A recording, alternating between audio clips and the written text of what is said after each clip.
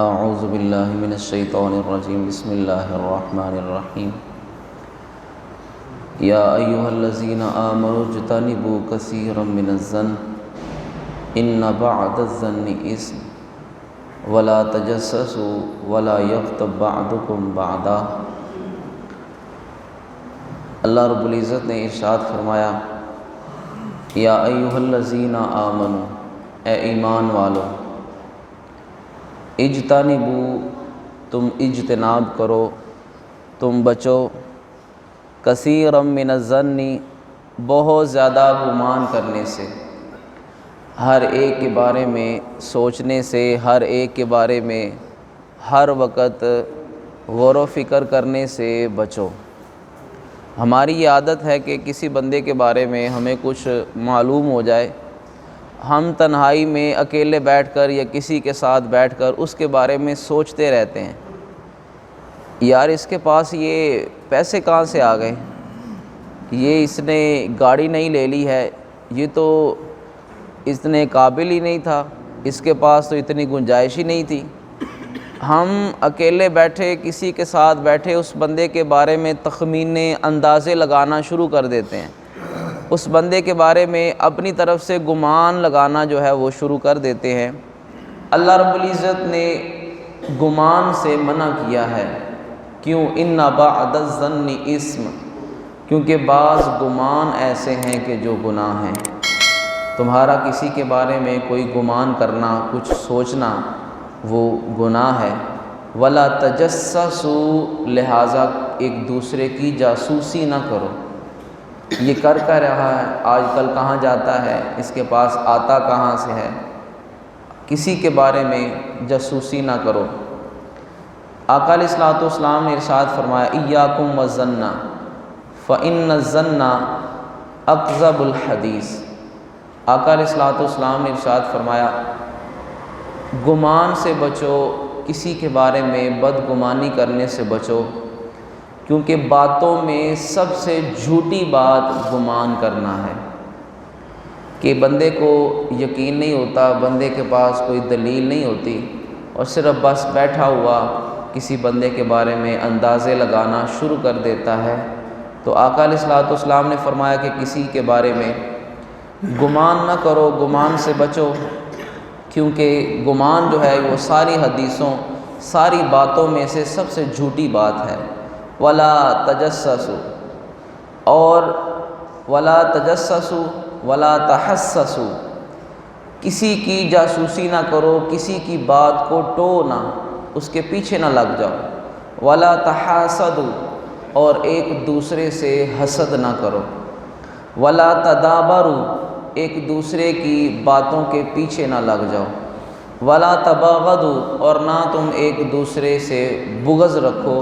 وَكُونُوا عِبَادَ اللَّهِ إِخْوَانًا، اور اے اللہ کے بندو آپس میں بھائی بھائی بن کر رہا کرو، ایک دوسرے کی عیب جوئی نہ کیا کرو۔ میں اکثر یہ جملہ بولتا ہوں کہ ہمارے درمیان اور اللہ والوں کے درمیان فرق یہ ہے، وہ اس لیے اللہ کے قرب کا مقام انہیں ملا اور رب تعالیٰ کے قریب ہو گئے، اتنے صاف ہو گئے، اتنے ستھرے ہو گئے، کیونکہ وہ ہر وقت اپنی ذات کو دیکھنے والے تھے۔ وہ دیکھتے آیا ہمارا دن کیسا گزرا ہے، وہ دیکھتے ہم نے دن میں کتنی نافرمانیاں کی ہیں، ہم نے کل سے وہ نافرمانیاں نہیں کرنی۔ وہ دیکھتے کہ آج ہم نے کون سے نیک عمل کیے ہیں، کل ان کو مزید بڑھانا ہے۔ وہ کسی کو نہیں دیکھتے کون کیا کر رہا ہے، اور ہم کیوں ناکام ہیں؟ ہم میں سے کوئی اپنی طرف دیکھتا ہی نہیں ہے۔ ہم آئینہ دیکھتے ہیں تو صرف اپنے آپ کو سنوارنے کے لیے۔ ہم آئینے کے سامنے کھڑے ہوتے ہیں، ہمیں اپنا آپ بڑا خوبصورت نظر آتا ہے، ہمارے بال بڑے خوبصورت ہیں، ہمارا چہرہ بڑا خوبصورت ہے، ہم اپنے آپ کو سنوارنے کے لیے آئینے کے سامنے کھڑے ہوتے ہیں، لیکن اپنے آپ کو دیکھنے کے لیے کبھی ہم نے اپنے آپ کو آئینے میں کھڑا نہیں کیا۔ ہمارے اندر کون سے عیب ہیں؟ مجھ سے آج کلام کرتے ہوئے، مجلس میں بیٹھے ہوئے، کون سا جملہ ایسا نکلا کہ جو میری زبان سے نہیں نکلنا چاہیے تھا؟ آج میں نے فلاں بندے کا دل دکھایا ہے، آج میں نے فلاں بندے کے ساتھ زیادتی تو نہیں کر دی۔ ہمارے اور ان اللہ والوں کے درمیان صرف یہی فرق تھا، انہیں صرف اپنے عیب نظر آتے تھے، ہمیں صرف اوروں کے عیب نظر آتے۔ تو اس لیے آقا علیہ الصلوۃ والسلام نے فرمایا وَكُونُوا عِبَادَ اللَّهِ إِخْوَانًا، اے اللہ کے بندو بھائی بھائی ہو جاؤ، جاسوسیاں نہ کیا کرو، ایک دوسرے سے بغض نہ رکھا کرو، ایک دوسرے کے پیچھے نہ پڑ جایا کرو، ایک دوسرے کے بارے میں بدگمانیاں نہ کیا کرو۔ اور پھر آقا علیہ الصلوۃ والسلام آپ کعبۃ اللہ کے سامنے کھڑے ہیں اور آپ نے فرمایا ما اعظم حرمتک، حرمتک، اے کعبۃ اللہ کیا تیری حرمت ہے، کیا تیری عظمت ہے۔ مرحبا بکی من بیت، سارے گھروں میں تیری عظمت سب سے اعلیٰ ہے۔ ما اعظمک و اعظم حرمتک، کیا تیری عظمت ہے، کیا تیری حرمت ہے۔ لیکن ساتھ ہی حضور نے فرمایا وللمؤمن اعظم حرمتا عند اللہ منک، لیکن یاد رکھ ایک عام مومن بندے کی عزت تجھ سے بھی زیادہ ہے۔ وہ جس کعبے کو جا کر چومتے ہیں، وہ جس کعبے کے دیدار کے لیے ترستے ہیں، وہ کعبہ جس کو پہلی نظر میں دیکھنے سے جو دعا مانگیں اللہ قبول فرماتا ہے، اور وہ کعبہ کے اس کو چھونے کی حسرت ہے، وہ کعبہ کے ساری دنیا کے مومن جس کی طرف اپنا چہرہ کرتے ہیں جو ہمارا قبلہ ہے، حضور فرماتے ہیں مومن کی عزت اللہ کے نزدیک تجھ سے بھی زیادہ ہے۔ ان اللہ حرم من کی واحدہ، اللہ رب العزت نے تیری ایک چیز حرام قرار دی ہے، وہ کیا ہے کہ تیری بے ادبی کرنا، گستاخی کرنا یہ حرام ہے، تیرا ادب اور احترام کرنا ہر مومن پر لازم ہے۔ وحرم من المؤمن ثلاثا، اللہ نے مومن کے بارے میں 3 چیزیں حرام کی ہیں۔ کون کون سی؟ دمہ، مومن کا خون حرام ہے، اس کو نقصان پہنچانا، اس کا خون کرنا، اس کو قتل کرنا یا اس کو چوٹ پہنچانا حرام ہے۔ ومالہ، اس کا مال ناحق طریقے سے کھانا، غصب کرنا حرام ہے۔ وَأَن يُظَنَّ بِهِ ظَنَّ السُّوءِ، اور یہ کہ کسی مومن کے بارے میں برا گمان رکھنا بھی گناہ ہے۔ جس بندے نے زبان سے جو کہہ دیا ہم پر لازم ہے کہ ہم اس کی بات کو مانیں، ہم پر لازم نہیں ہے کہ ہم اس کی نیت کو بھی جو ہے وہ جاننا ہمارے لیے ضروری نہیں ہے، نیتیں تو رب جانتا ہے۔ حضرت عمران بن حسین رضی اللہ تعالیٰ عنہ سے روایت ہے، فرماتے ہیں آقا علیہ الصلوۃ والسلام نے چند افراد کو کسی لشکر پر بھیجا۔ اب جب وہ لشکر پر کافروں سے لڑ رہے تھے، لڑتے لڑتے ایک کافر جو تھا وہ ایک مومن بندے کے ہاتھ چڑھ گیا۔ اب وہ کافر نیچے ہے، وہ مومن بندہ اس کے اوپر ہے، اس کے ہاتھ میں تلوار ہے۔ اس نے جب اس کا سر قلم کرنا چاہا، اس کو قتل کرنا چاہا، اس نے آگے سے کہہ دیا اشہد ان لا الہ الا اللہ وانا مسلم، میں گواہی دیتا ہوں اللہ کے علاوہ کوئی معبود نہیں ہے اور میں مسلمان ہوں۔ لیکن اس شخص نے اس بندے کو پھر بھی قتل کر دیا۔ اب جس وقت واپس لوٹے، یہ روایت حضرت اسامہ بن زید رضی اللہ تعالیٰ عنہ کے بارے میں بھی ہے، اور ایک اور جو واقعہ میں بیان کر رہا ہوں یہ تفسیر سعدی کا حوالہ ہے۔ اب جب وہ بندہ واپس آیا، صحابہ نے عرض کی حضور اس بندے نے دوران جنگ لڑتے لڑتے یہ ایک بندے پر غالب آ گیا، وہ اس کے نیچے تھا، یہ اس کے اوپر تھا، اور اس نے مرنے سے پہلے، اس کے قتل کرنے سے پہلے اس نے کہا کہ میں گواہی دیتا ہوں اللہ کے علاوہ کوئی معبود نہیں ہے اور میں مسلمان ہوں، لیکن اس بندے نے پھر بھی قتل کر دیا۔ آقا علیہ الصلوۃ والسلام نے پوچھا تم نے ایسا کیوں کیا؟ اس بندے نے کہا حضور وہ تو موت سے ڈرتے ہوئے کلمہ پڑھ رہا تھا، اسے پتہ تھا کہ اب میں نے اسے قتل کر دینا، وہ تو موت سے بچنا چاہتا تھا، اس نے موت سے بچنے کے لیے وہ کلمہ پڑھ لیا۔ آقا علیہ الصلوۃ والسلام نے فرمایا فَهَلَّا شَقَقْتَ عَنْ بَطْنِهِ وَعَلِمْتَ مَا فِي قَلْبِهِ، تو نے اس کا سینہ چاک کر کے اس کا دل دیکھ لینا تھا اس میں کیا ہے۔ تو نے کیوں نہ اس کا سینہ چاک کیا، اس کا پیٹ کیوں نہیں پھاڑا، اس کا دل کیوں نہیں نکالا، اور نکال کے پہلے دیکھ لیتا کہ اس کی نیت کون سی ہے۔